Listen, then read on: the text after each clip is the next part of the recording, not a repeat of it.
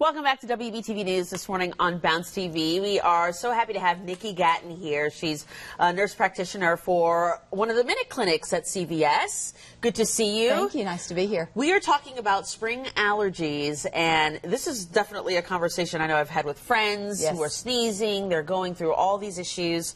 What are some of the symptoms that people should look for to know that they have allergies? Because some people move here and say, I've never had allergies till I moved to Charlotte. Right. That is a common thing that we hear when people come here to Charlotte. Yeah. Lots of allergies. El Nino is bad this year. People who have allergies are going to be worse.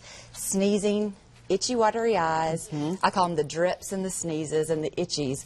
That typically tends to categorize the allergy component that patients complain about. And when they are sneezing or have a runny nose or stuffy nose, some people might think, well, I just have a cold. How do you know the difference if you have a cold or an allergy? Well, a lot of times the patients who have allergies, they're going to have this every single year. Yeah. So that is one of the hallmark areas that we have. Also with a cold, a lot of times you're going to have a low-grade fever. Your nose tends to be a little more stuffy, a little more fatigued, and it goes away. The allergies tend to last a lot longer. I don't know about where you live, but you've probably seen the yellow all over the cars and the roads. I mean, the pollen is was so bad here recently.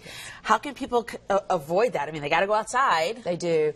A lot of times what you can do is avoid going outside as much as possible. Try not to open your windows. As much as you want to open your windows during the spring, keep them down if you suffer from allergies. Utilize your air conditioner. Utilize anything that has a filter with it so that you can try to purify the air and clean it. Yeah, I see you got some remedies here.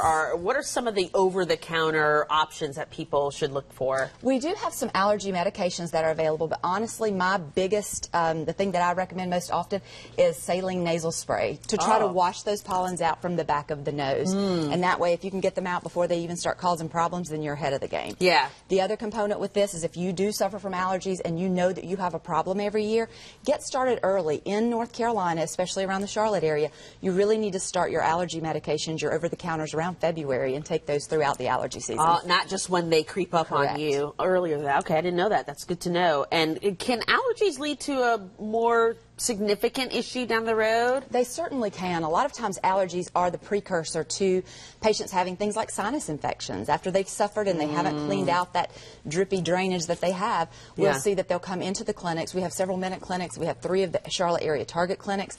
We'll get a lot of patients who are coming in with sinus infections. It also can exacerbate with patients who have asthma. It can make the breathing problems a lot worse. So these are some things that patients need to be aware of. Yeah, and people can just walk up to a Minute clinic, right, and get help? They can. We do have over 20 walk-in clinics in select CVS stores in this area or into our target clinics, the 3 target clinics.